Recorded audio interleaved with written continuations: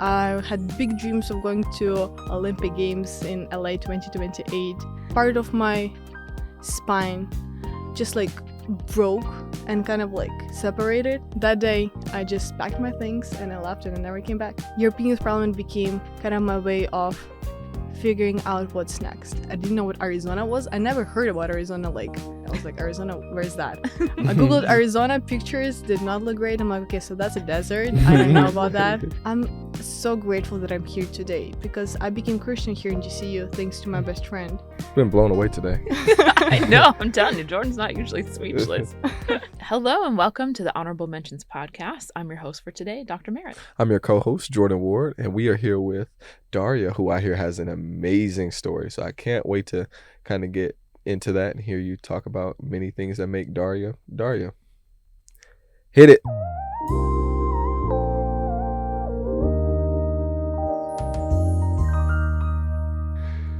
All right. So Daria, thank you so much for being here. We're so excited to have you on the podcast, and I'm excited to have you share some of your story, which I'm fortunate enough to know some of it. So to get us started, tell us about Daria, from baby Daria to today. Of course. And yeah, thank you so much for having me here today. I'm so excited to share my story.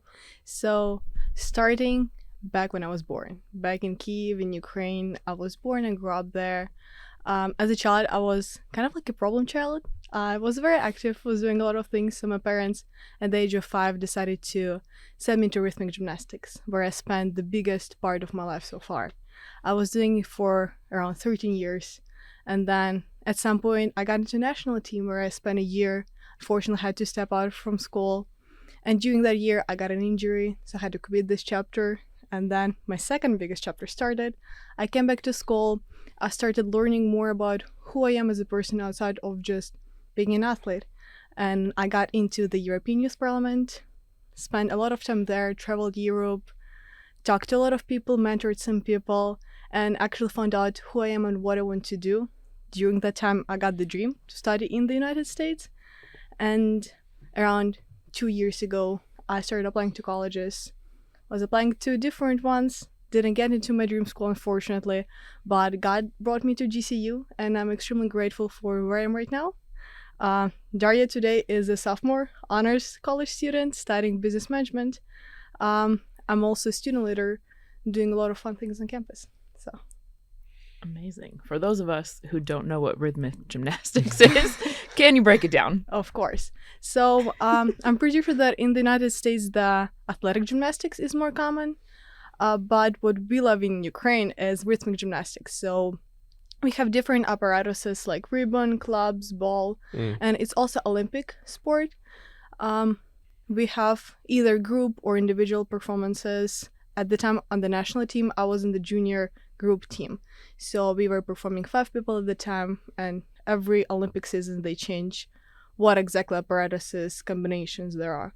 So yeah, that's like in very short, but it's fun. It's really pretty, but it's a lot of work and just 24/7 improvements. So can you just walk us through what a week looked like? I mean, how many hours were you in the gym? How many hours were you practicing, working out?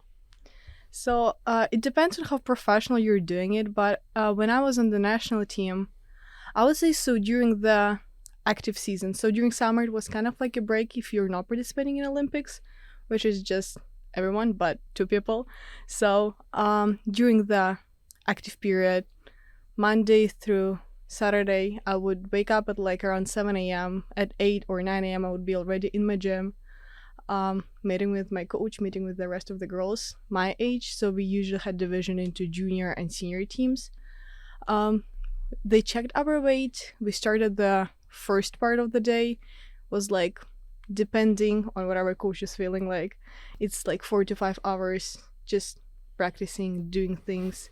Then we had lunch there. So after the first part, they checked our weight again. Then we had lunch and like small break, usually like 30 minutes to 1 hour. We were provided lunch there. Some people took a nap, some people were trying to study at the time. After the lunch, they checked our weight again, and we went into the second part, and you never know when it's going to end. So we didn't have like the set schedule, but it could end either at 6 p.m. if coach felt really nice, or it could end at like 10 p.m. So you never know when it's going to end, but And then they would usually check our weight. I would go back home, go to sleep, try to do some homework before I go to sleep, and then next day wake up at 7 a.m. again, and just like that every week for around the year. Thought I had an easy week. That's crazy. That is crazy. That's more than a full-time job. It is. It is. It's for a lot sure. of work, and it's very tiring because you're not fully aware of what's going to be tomorrow. You never know when you're gonna leave, and that was the hardest part for me, to like not being in control of what I'm doing and when I'm leaving and so on. But it was a big chapter in my life, and it taught me a lot of lessons. So I'm just grateful that it happened. Honestly, more grateful that it ended, but it's been okay. Wow. So I know you mentioned having an injury.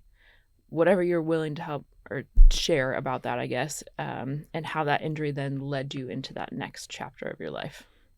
Yeah, so I wish I knew more medical terms, but That's okay. as far as I know, I was also the age of 13, so I didn't understand much Mhm. too. One of the usual days in the national team, during one of our parts, I think it was like second part, the incident happened, and I was doing one element, and then girl kind of ran to me, and I didn't see her, and then I just fell on my head, and that day I got a concussion, my first ever concussion in my life. And because of some neglect from the coaching team, I didn't get any help in the moment. And I ended up with, I think, second level of concussion. And I didn't do rhythmic gymnastics for like 3 weeks because I needed to get back on track because my brain was just not in the right place. But I never knew that there was something else in my body that hurt, because as a rhythmic gymnastics athlete, you always have some bruises on your legs, on your back. Like, that's just normal thing. So I didn't notice anything different. But then within few months after I came back, I was working out all the time. And then I took a vacation for around 2 weeks. Me and my parents went abroad it was during the summer. So we celebrated my birthday. We had some fun. And then I came back. And I think because I took some rest, my muscles kind of relaxed. So my injury came to life and my back started hurting a lot. And it was, so I got the injury in April. I didn't know about my back hurting till June. And then in June when I came back, my back started hurting a lot. And I was very confused because it never happened. And everyone is telling me that I just came up with that. So it's like your brain tells you it hurts because you don't want to do anything. So coaches were just calling me lazy. And I needed to work more and more. So I was working more and more. And then in August, we went to summer camp in Bulgaria, and my back got even worse. And to the point when I couldn't jump or run because my back was, when you like jumping, it's like contracts, I think. So I couldn't do that. It was hurting so bad. So when I came back, my mom, she was like, okay, I don't care what they're saying. We're going to go and get you checked. So I went to the hospital. I think they got, I don't know how that's called, but like they put you in the machine kind of like goes around you. So they did that, and I went back to my workouts. I was still going, my back still hurt, and I was still trying to do more and more. Then one day, my dad came into our workout hall, and he was like, okay, they called us, and they need to check you again. I was very confused because for parents to come into the hall, it was a big deal. So my dad came in, and I was like, why are you here? So he took me there. They checked me second time into bigger machines. So I think MRI machine is called. Yes. Where you go in there and you lay there for like 1 hour. And as a 13-year-old, I was like, that's so funny. Like, why am I here? Like, I just think there's something really small. I just need like cream or something, But then after that, I came back into the training hall because that's like, we're here the whole day. I can always come back. So I came back, and I remember as if it was yesterday. I was talking to my friend there, and I was laughing. I'm like, imagine if I have to quit rhythmic gymnastics because of that. And it's so funny because the next day in the evening, we went to the kind of smaller gym. It was right near our changing room for girls. And after we finished our day, I'm leaving the room, and I see my mom standing there. And she usually never went out to pick me up. She just drove by, went out, went to the car, and that's it, we're going home. But she was standing there. And I was like, Mom, what are you doing here? It was a little family in the training hall this week. And she just started crying because she also was doing rhythmic gymnastics. and she also got her back injured in rhythmic gymnastics. So I think she just felt very guilty that I kind of at this point right now, and she knows how much it hurts. And that day, I just packed my things and I left, and I never came back to that room. And every time I drove by when I'm back home, I just feel like those chills because I never had a good experience in the training hall. But so what ended up happening, I think part of my spine just like broke and kind of like separated. And because there wasn't any help at the time, it kind of grew by itself. So there is no way it can kind of be put back at the moment. And because I wasn't doing anything, I wasn't helping it in any way, it kind of started hurting some of my muscles. So I had to go get some injections for like 3 months every day. And now my muscle kind of got relaxed, so this part is good, but my part of my spine is still somewhere over there. It still hurts sometimes when I walk too much or just like do too many activities.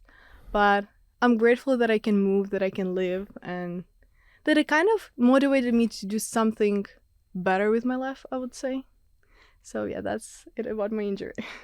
So tell us about that. Where did it take you next? So kind of living rhythmic gymnastics, I was very lost because I was doing that for like most of my life. When I was 5-year-old, I didn't really comprehend who I was, and then till like through my puberty to the time till the high school, I was doing rhythmic gymnastics. So I saw myself as this partially accomplished athlete. I had big dreams of going to Olympic Games in LA 2028, but kind of having this chapter just shut so like suddenly and unexpectedly, I was very lost. And also that was my freshman year of high school, and it was the year when war in Ukraine started. So it was a lot of changes, and it took me quite some time to figure out what I can do next. But kind of grasping this dream of studying in the United States and looking for more things to do because I always had something to do. That's how I found European Youth Parliament. And kind of diving more from the extremely athletic and physical field to very academic and like, okay, now you have to think a lot field. There was a lot of challenges, and I met both really great people who I'm still friends with, as well as some who just motivated me to learn more and to become greater, even though not through as good of the experiences. European Youth Parliament became kind of my way of figuring out what's next. And it's such a great platform for those who are not sure. Because in European Youth Parliament, during our events, we have a lot of different teams. From like organizing team, academic team, media, jury. So it just plays for you to figure out what you want to do. I tried myself as an organizer, as a kind of like chairperson, aka an academic team. I also was a head organizer on the national conference in Ukraine. So I kind of tried everything. And the summer before I came here to the United States, I organized a national conference in Ukraine, which is one of the biggest event country can have as part of the European Parliament. And that's where I got this idea of organizing events. That's where I kind of partially found my passion in life. And I'm extremely grateful, and I still sometimes so for example, this summer after my freshman year in college, I came back and I still went to the EYP event to Austria because I just love it so much and just such a big part of who I am nowadays. Cool, huh? Goodness gracious. I'm not used to seeing Jordan speechless. I'm speechless. I love it. This is the whole thing. So tell us, for those of us who aren't familiar with the European Youth Parliament, Yes. what is it? There are a lot of organizations in the world, like United Nations, NATO, and European Youth Parliament is kind of like simulation of the European Parliament that we have in Europe. So like European Union, they have a lot of structural things which I still don't understand, even though I've been here for like 3 years. But European Youth Parliament is kind of like shadowing this work, and is the place for young people from the age of, I think like 13 to around 25 to kind of go and try yourself and see what you can do and so on. So at the age of 15, I joined the European Youth Parliament, and most of the countries, in addition to those that are in the European Union, so for example, Ukraine is not yet, but we are still part of the European Youth Parliament, including few additional, they're kind of on their way there. So every of those countries have the national committee. This national committee has their own government. So we have the president, different departments, and then we just do events throughout the year. We have sessions, which are the main types of our events. It kind of imitates the main work in the European Parliament. So during those sessions, we have the main theme of like, what are we talking about? And then during those sessions, there are different committees which each are focused on the specific area. So for example, there is Envy committee, which is focused on the environmental issues. And their theme for the session can be how does smoking impacts the climate change? It's like very general, but like just as an example. And then throughout the session, so it's usually like 3 to 7 days, depending on the scale. They work on the resolving this issue, and in the end, their end product is the resolution, which is kind of this paper that proposes, okay, so those are the main issues, and that's how we propose to solve them. And it's just a lot of fun because there is at least one whole day for team building, which is my favorite part. It's like you're just playing games, you're figuring out who we are, and so on. And the great part is that team building is seen as something so crucial because through just playing conflict games, which is like you give them a non-solvable problem and they try to solve it, they kind of learn how to talk to each other and how to resolve conflict, because then when they try to solve the issue, which is like the official issue, they will have conflicts. And if they have never fought before, they're not going to know how to do that, and they're not going to feel free to actually express their opinions. So that's just such a beautiful way to show how fun things can still be so useful. And then the biggest part is the committee work. So in those committees, teams, delegates are working on solving the issue, basically phrasing this resolution. And then the last day is the 1 to 2 days is General Assembly, which is just time for them to present their paper in front of everyone else. And it's a lot of fun because they have like opening speech, then they have debates. Debates is the funnest part because people who have never heard about this issue or haven't thought about any solutions are challenging why they think this is going to work. And it's just so much fun to see when people are very passionate about just like debates and they try to like attack them, but people know better like their resolution. And this conversation is just so much fun always. And in the end, there is a closing speech and voting whether, like just like in the European Parliament, whether to accept or reject the resolution. So, and even though there are a lot of like teenagers, it's still a lot of fun because you try this role in yourself, and then a lot of people end up figuring out who they are and what they want to do in life. Thank you for sharing and painting that picture for us. I believe you told me these all took place in English, right? Yes. So tell us a little bit about your journey learning English. Yes, so European Youth Parliament made a lot for my English. I think it's kind of one of the main things that helped me to learn English to the level I am at right now. So because it is an international organization, kind of like within the whole Europe, we all communicate in English. So after I finished rhythmic gymnastics, skipping the year of school, middle school at the time, I came back very confident in my English level, but after I actually tested it, I got very disappointed. It ended up being not good enough to even start preparing to apply to United States. I think I had A2 and I needed C1, so I needed to jump through 2 levels to get to C1, which was extremely hard because I had like 2 or 3 years. So I think 2 years before the applications. So I was doing anything I could. I had tutors. I just found like random native speakers to practice my informal language.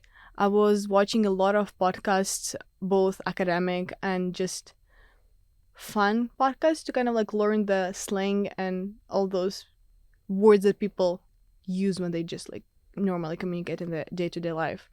And then European Youth Parliament pushed my academic English a lot because my very first session was horrible. My English was really bad, so I couldn't participate as much as I wanted to, and I was so disappointed in myself. But I'm so grateful that I gave it a second chance, and for my second session, I went abroad as part of the Ukrainian delegation.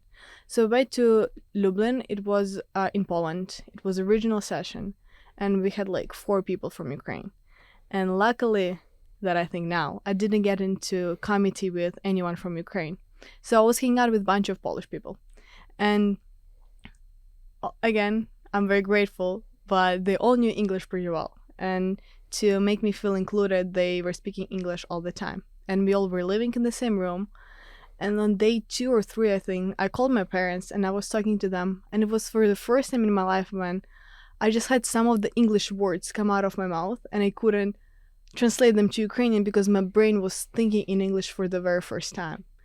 And I kid you not, my brain was hurting so bad by the end of the session because I was starting to think in English and I was hearing English 24/7 because I don't speak Polish. That's the only way to communicate. And it just brought me so much joy and gave me so much motivation to actually like push through. And right now, most of the time I'm thinking in English, and even sometimes when I journal in English as well. So it was kind of the beginning of me working towards thinking in English and actually making my brain work in English, which has helped me a lot. That's incredible. It is incredible. I've been blown away today. I know. I'm telling you, Jordan's not usually speechless. I think it's such a great reminder of how blessed we are here in the United States to be raised Yes. speaking English. And I remember I took Spanish classes really young. I think it was required in elementary school, basically. And I remember them talking about try not to sit there and translate each word, try to think in Spanish. And I'm just sitting there. How am I going to think in Spanish? Like, what do you mean? How do you think in another language? It doesn't work. When you don't know the other language. I went to a magnet high school, computer science magnet high school, and for some odd reason with that computer science magnet high school, we took 4 years of Chinese. Chinese 1, 2, 3, and AP Chinese. Do you know what I know? Still don't know how to think in Chinese. Still don't know how to think in Chinese. I could go to a couple restaurants and order, but nothing more than 4 years. Don't know if that's a skill issue or a school issue, but that's a topic for another day. That's another conversation. Yeah. So I know from speaking with you in the past that you obviously had these big dreams of coming to the United States to study. And I mean, hearing your determination to learn English is incredible. Thank you. But I also know that you didn't land where you originally intended. Yet, I think now you would say that you're really grateful to be here. Can you tell us a little bit more about some of that experience? Of course. So, I was thinking about East Coast when I was thinking about United States. Coming from the big city, I wanted to be in a big city. And my dream school was Princeton. So one day I came to United States for the very first time for the language camp, and kind of like exploring the culture, just kind of seeing what it is and if it's really the place for me. And we spent 2 months in New York State and 1 month in Miami. And when we were in New York, we were traveling just like states nearby and just cities nearby at the same time. And we came by to Princeton and we saw the university. It's very interesting why I decided to choose Princeton. Right now, I'm not sure. But at the time, there was really nice ramen restaurant. And we ate there and I was like, okay, that's it. In 2 years, I'm going to come here. I'm going to be sitting here and eating the same ramen. And that's why Princeton became a goal. So just dreaming to go to Princeton, working a lot on the applications, and just overall kind of Ivy League was my main goal. But I'm really grateful. I don't know if I could have done everything I'm doing right now outside of school in the Ivy League school. So my early decision kind of application was Harvard, and I got deferred. So I had my hopes up. I was like, that's a sign, I need to be there. But I don't think it was a sign. And I wasn't applying to any other schools that are have that high of acceptance rate. I think the highest one was like 25%. And I did get into a few schools that were kind of like my second, third choice. But I didn't get enough scholarship, unfortunately, and I had to look for something else. And at the time when I was like, okay, I think I'll have to take a gap year, because I wasn't planning to go study in Ukraine.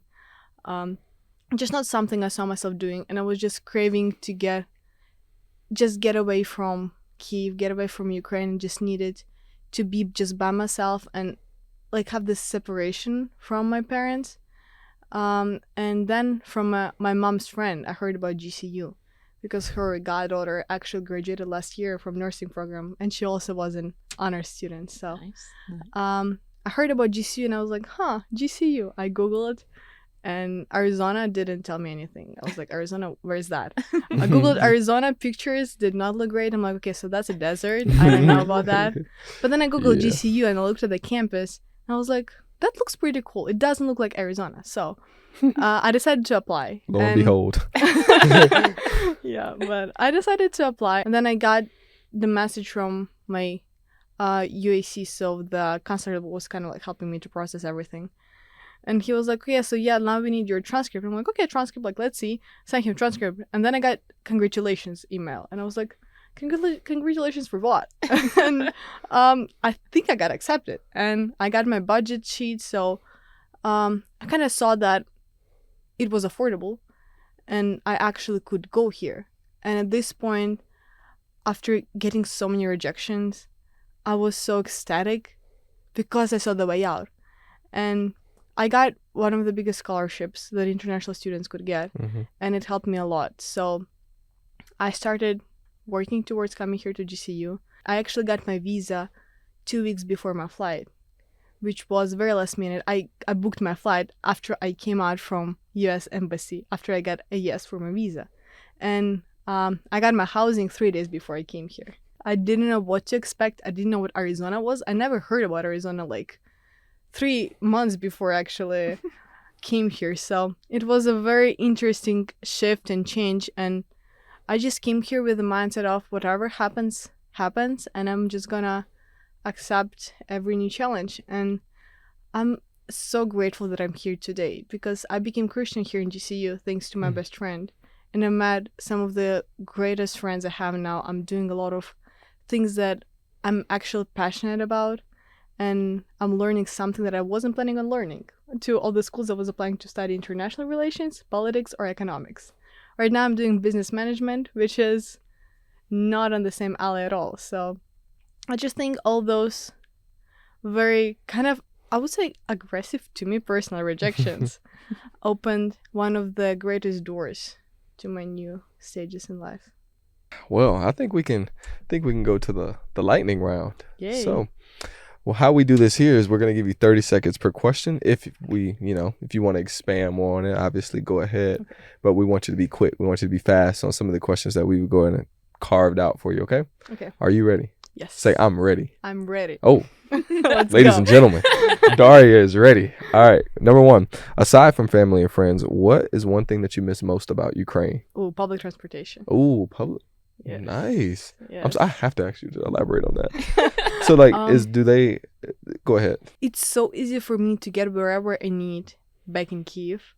So it's like if I just want to hang out with my friends randomly and I need to go to downtown, 30 minutes and I'm here. Subway easily. Easy. Station everywhere. Okay. But here, without a car, you can't really get anywhere. So that's the thing I miss the most, to be honest. As the young folks say, you're cooked. You're cooked. So, aside from the school and friends, what do you enjoy most about being in America and like Arizona? I would say just the diversity of food. True. Maybe because that's something that we don't have in Ukraine, like as well as just having so many cultures at the same time. I think that kind of impacts the food industry, let's say. Yes. And I'm a huge foodie, so that's a big part. What's your favorite cuisine or food? Ooh, that's a great question. I would say either Thai or Chinese. Nice. I love me some Thai food. I know, right? Okay. Favorite restaurant? Here. Ooh. Your fellow peers can go on. Okay, Chinese. I think it's called Red Dragon. Okay. I think it's in Scottsdale. Nice. It's really good. Yeah, Nice. Red Dragon, the best restaurant. Speaking of nice, let's get hot. Okay. Let's go. What is one hot take? What is one thing you're willing to debate me to the ground with? Like if Ooh. I was to say this, you'd be like, no, and I'm willing to argue to the depths of the earth. Okay, I got you. Maybe my hot take is that it's better to have no friends than bad friends. That's a cold take. I believe everybody should believe that. So if Okay. anybody wants to debate, Daria and I are going around tabling on campus next week. For anybody that thinks quantity over quality should be great in friends. Jordan, can I shock you again? Absolutely. Yeah.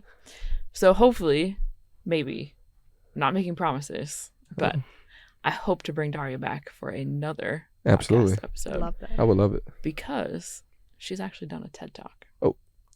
And actually, on this exact topic.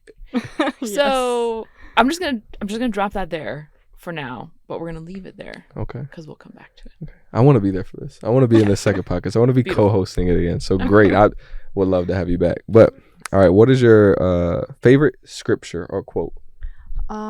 Okay, I would say quote Okay. from, I think it is from Steve Jobs. Yes. He once said that you don't have a lot of time, don't waste it living someone else's life or something like that. Might be not exact words. For the people in the But- back. Sorry. I just think it just kind of states how much it is important to go through your path and not someone else, because comparison is a huge thing nowadays. And just looking at someone else, if my peer is working at 3-digit job right now during the college and I'm not, kind of thinking, okay, that's not my path, that's their path, and kind of trying to go my way, not trying to imitate someone else's, I would say. So Okay. yes. Oh my gosh. What is one fun fact about you, Daria? Fun fact. Oh. Mm. Okay. I don't know how fun it is, but Oh. I think my face is very expressive. Oh. So a lot of times when I sit in the class, yeah, like I like doing like all Like that. when with my I face, told her yeah. to say, Daria, I said, like, what did I tell you to say? I'm ready. You go, I'm ready. Yeah, see She's that? right That's what there. I mean. She goes, by that. I'm ready. And So- a lot of times during the class, like if professor says something and I'm like either shocked or something, I like can do like, he's like, oh my god, I'm like, what's happening? So it brings a lot of action when I'm Mhm. communicating with people. So Okay. What is your favorite part about being in this stage of life right now, in your current opinion? I would say that no one is expecting me to be set on anything, and I just can experiment so much, do so many different things, and just not be expected to know like what exactly I'm doing today, and that's it. Like I don't have to be fixed in anything. So Great. Now, before we wrap it up, there's one thing that we ask everybody that comes on this podcast. The name of this podcast is Honorable Mentions, ladies and gentlemen. So we want to go ahead and see who's behind Daria. Well, who makes Daria Daria? Who is your honorable mention? It could be mom, dad, sister, brother, dog, whatever the case is. okay. I would say the biggest person in my life is my mom, because she's just done so much for me. She's been through so many things with me. Like every stage, every chapter that I told you about today, she was near me. When I was in rhythmic gymnastics crying in the bathroom, she was behind the door. When I was starting European Youth Parliament, she was the person who actually directed me towards it. And then coming here to the United States, I call her every day in the morning. So that's just someone who's been here with me through a lot. And just overall family is a huge thing for me. And I just think they all put so much soul and love into me. So I'm extremely grateful, and they're my honorable mentions. So. Mom, if you're watching this, shout out to mom. Shout out to my mom. Shout out to Love mom. you. Oh, that was so adorable. Thank you. Yes. So wrapping this up, Daria, it's been great. It's been such a blessing to have you here Yes, with us. thank you so much for having me. I've learned so much. To hear how you've been so resilient is the word that I would use through these trials and tribulations through your life. There was one thing that a current mentor that I have told me, and it's all a full circle moment hearing that. Obviously you're like new in your faith here at GCU, is that rejection is divine protection. Yes. Is that the fact that you've been able to, during these moments, you may like rhythmic gymnastics, you may not look at it right now as this has to be what God has in store for me. Like, why would he do this to me? But obviously living your dream now, and you're doing all these things, you're looking back and it's like, okay, there is a reason for everything. There's a Yes. reason God put me here. And looking back, and rejection is divine protection. That is just something I say on a day-to-day. If something does not go the way I want it to go, I pray that I'll be able to look back on it 2 months or 3 months from now and be like, okay, this is why this happened. It opened up. My mom always said, when there's one door that closes, another one opens. So sounds like you've been like excelling in this field. So Yeah, again, for sure. Thank you have. So again, we could do 2, possibly 3 more podcasts on you, which again, we can all get this together and I will be right here wearing the same exact shirt, doing the same thing. So Daria, again, want to express my gratitude and my thankfulness Thank you so that we're much. blessed enough to have you on this podcast. So there's only one way that we end it though. You are at GCU. We go lopes up and we look at this camera, and I count down from 3. Okay. And then I'm gonna count down for 3, and I'm gonna say we're out. Okay. Mm-hmm. Here we go. Lopes up. 3, 2, 1, and we're out.